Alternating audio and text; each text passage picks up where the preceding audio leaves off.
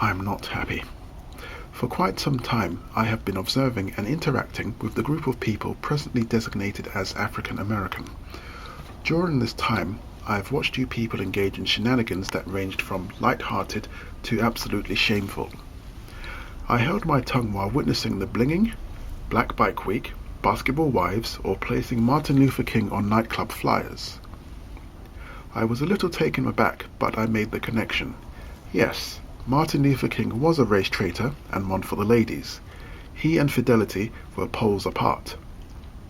A few moments ago, I saw the new CD cover for Nicki Minaj's single. One is an easygoing person, but this image of Malcolm X as the looking-ass nigger is a travesty and should be removed forthwith.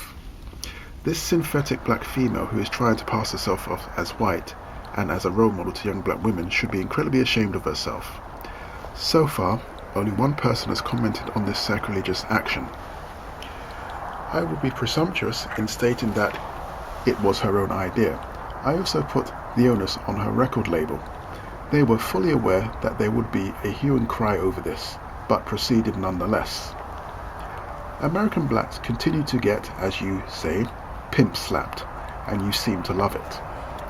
Malcolm X, aka El Hajj Malik El Shabazz, didn't take that iconic photo as a PR stunt, or to massage his ego. It was merely a candid picture depicting him standing guard to protect his wife and children. He was compelled to do so because of the death threats and animosity that was directed towards him. The surprising thing is, you infidels still support this creature called Nicki Minaj. I'm not going to use profanity because it really isn't necessary, and it wouldn't suit my London accent. Sparkling, spinning rims, wearing clothes 3 sizes too big, mugging people for their trainers, black men wearing dresses for laughs, black women cussing like sailors, twerking in public places, flossing, and debasing yourself on TV. Enough is enough. I didn't think you Negroes would reach further depths, but just when I think you won't sink any lower, here comes another to dash my hopes. Undoubtedly, someone is going to ask, why do I call you Negroes? This isn't the 1960s.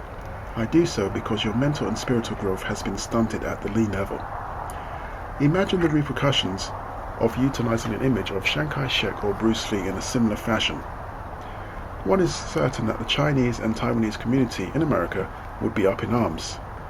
It is common knowledge that you have a deep fondness for swine fried rice.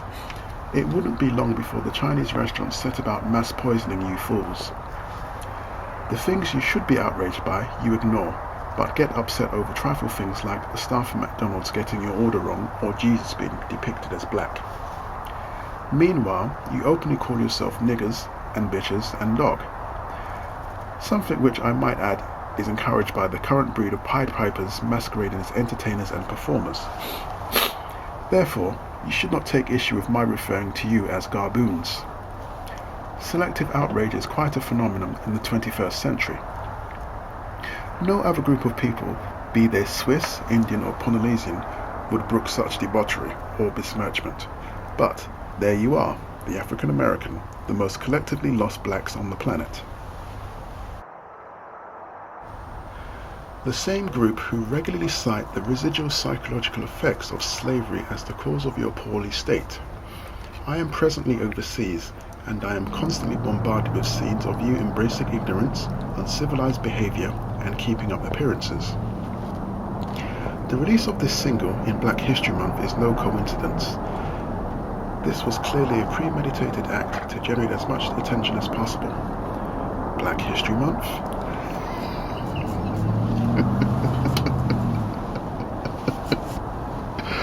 Why do you need it? As I said earlier, the most lost group of black people are found in America.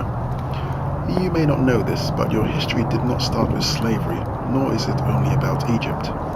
A great deal of you are not African. I repeat, you are not African. At least 50% of you have been on American soil several hundred years before the whites learned the earth was not flat. It's embarrassing that it had to take a black person from Brazil to point this out to you. This monologue may come across as being rather critical of the African American. you could possibly be right in arriving at that conclusion. There was a despicable woman by the name of Margaret Sanger. She was wrong on many counts, but she was right on one thing. Many of you should not have been born.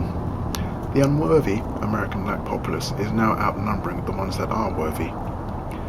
Perhaps, if you rid yourself of these Negroes, you could improve your standing in the country you call America.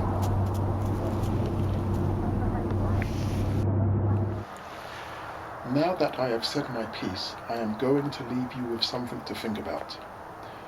An associate from Wisconsin and I were exchanging racist jokes. His joke was, "What's white on the top and black on the bottom?" I pondered, but was unable to come up with the correct punchline. So he repeated, "What's white on top and black on the bottom?" Answer, American society. Therefore, if you, the African American, know this, the question is, what are you going to do about it?